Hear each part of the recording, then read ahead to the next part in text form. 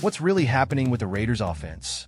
As we approach the bye week, it's becoming impossible to ignore the struggles that have plagued our season. At 2-6, the Las Vegas Raiders face a tough reality. One of the worst offenses in the NFL. Reports suggest issues ranging from inconsistent play calling to questionable execution. Fans are left wondering, is there still hope for a turnaround? With head coach Antonio Pierce determined to establish a solid running game, there seemed to be a glimpse of promise in a strong performance against the Rams. But when we threw the ball 44 times, completing only 21 passes, confusion set in. What's behind these choices? Is there a plan we're not seeing? Or is it time to brace for a major overhaul? Join me as I dig into the latest developments, how they impact the season, and whether there's still reason for hope. Don't forget to subscribe and leave a comment to keep the conversation alive. Why is the Raiders' offense struggling? And where do we go from here? It's a question fans have been asking as we see more inconsistencies week after week. With a record standing at 2-6, it's clear that changes are needed. The frustration among the fan base is palpable, and as a journalist and a fan, I'm diving deep to find out what's wrong. The challenges facing the Raiders' offense are complex and layered. From the strategy led by head coach Antonio Pierce to the role played by offensive coordinator Luke Getsy. In this narrative, I'll take you step by step through each aspect of the offense, highlighting why Pierce's vision isn't yet translating onto the field. We'll look at moments of hope, like the performance against the Rams, and contrast them with the disappointments that have become all too common. I'll also draw insights from around the league, bringing in perspectives that help us understand why the Raiders' offense remains a work in progress. By the end of this breakdown, we'll know whether the Raiders' struggles are temporary or signs of deeper issues. I invite you to subscribe and share your thoughts. Let's keep this dialogue going and show the strength of the Raiders fan community. As we all know, Raiders head coach Antonio Pierce has been clear about his strategy: establish a strong running game. This approach, he believes, is the key to our offensive success, focusing on a mix of play-action passes and straight-up runs. Pierce's plan is simple: dominate the ground game to open up opportunities in the air. But is it enough? We saw a promising glimpse against the Rams, where the team racked up 122 rushing yards, showing that the plan could indeed work. This raised hopes, if only briefly, that Pierce's blueprint might finally be taking hold. Yet, even with these flashes of potential, the team hasn't sustained the success.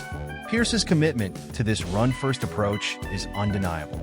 But as we dive into the mechanics of the game, we start to see the pitfalls. If our offensive line can't hold, then even the best-laid plans fail. The Raiders seem trapped in a cycle, unable to adapt fast enough to the demands of the modern NFL. One of the most baffling decisions in recent games was the decision to throw the ball 44 times against the Rams. With only 21 passes completed, the numbers alone hint at a deeper issue. If Pierce wants to prioritize the run, why do we keep falling back on the pass? This inconsistency is as puzzling to the fans as it is to analysts.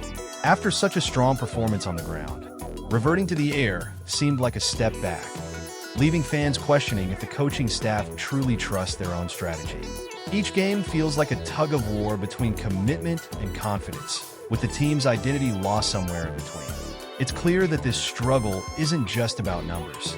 It's about a clash of philosophy. Pierce might believe in the run, but when the pressure's on, does the team?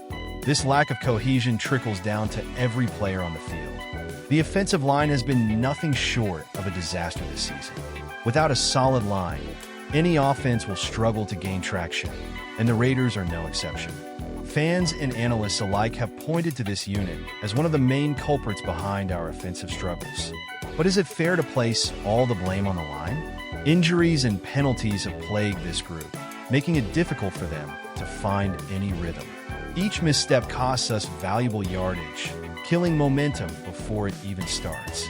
And while offensive coordinator Luke Getsy has voiced optimism about gradual improvements, results tell a different story. For a team like the Raiders, which relies heavily on running and play action, a solid line isn't just helpful, it's essential. If Pierce's vision is to work, this is the area that needs immediate attention. Can we turn it around before it's too late? Offensive coordinator Luke Getsy finds himself in a challenging position. He's the architect behind our game plan, but the execution leaves much to be desired.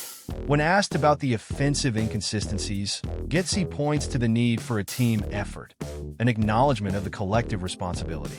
Getsy's optimism is understandable, but fans are left unconvinced.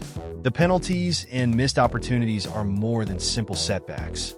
They're signs of a deeper disconnect. Getsy, while not directly at fault for every mistake, shoulders the weight of the team's offensive identity. Despite the difficulties, Getsy remains committed to the process, emphasizing steady progress.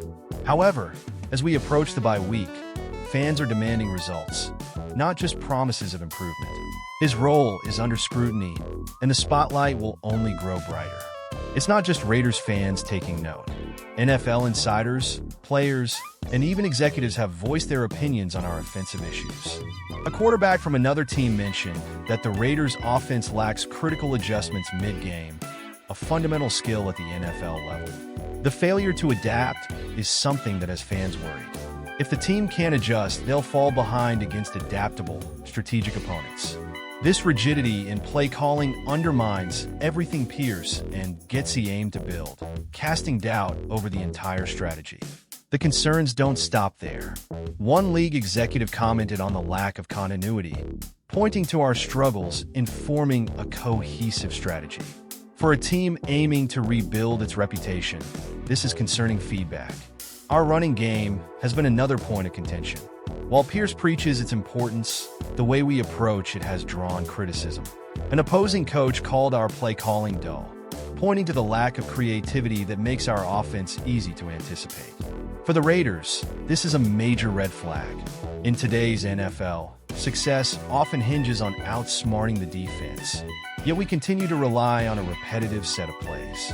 Fans have noticed, too, calling for the team to expand its playbook and give the running game a fresh, dynamic feel. The need for innovation is urgent. Without it, our offense risks falling into a pattern that defenses can easily exploit. It's not enough to just run the ball. We need to run it smarter. Joe Philbin, one of the most respected offensive minds in the NFL, could be the key to revitalizing our offense. Despite his vast experience, Philbin's influence seems muted, leading some to question whether his voice is truly heard in the coaching room. Many fans believe Philbin should play a more central role in shaping the offense. His expertise could help develop a system that leverages our strengths, aligning with Pierce's vision in a way that actually works. Philbin has the knowledge, but is he empowered? It's hard to say why Philbin's presence hasn't made a noticeable impact, but the potential is there. If we can tap into his insights, the Raiders might find the offensive spark they desperately need. With the bye week upon us, the Raiders have a moment to reflect and regroup. This is a crucial time for Pierce and his staff to reassess and make critical adjustments before the second half of the season. If changes aren't made, this break could be the last chance for the current regime. For Pierce, the stakes couldn't be higher. The upcoming game against the Bengals may very well determine his future. Fans and analysts alike are expecting substantial improvements, especially on the offensive end. The bye week is an opportunity, but it's also a deadline. If Pierce and Getsy can't find solutions, the road ahead could be rough. With so much on the line, every decision counts, and every move will be closely watched. The frustration among Raiders fans is undeniable. With every loss, hope for the season dwindles. However, fans are also resilient, clinging to any sign of improvement. This loyal fan base has weathered plenty, but patience is running thin. The Raiders community wants to believe that Pierce has a vision that can succeed, but each setback makes that belief harder to hold. The question remains, are we on the right track, or is this just another chapter in a long story of missed opportunities? There's still hope, if the team can make the necessary adjustments. But with each passing week, the window closes a bit more. Fans are watching, hoping, and waiting. As the Raiders sit at 2-6, it's clear that the road ahead is uncertain. Coach Pierce's vision, Getsy's strategy, and the talent on our roster all point to potential, but execution has fallen short.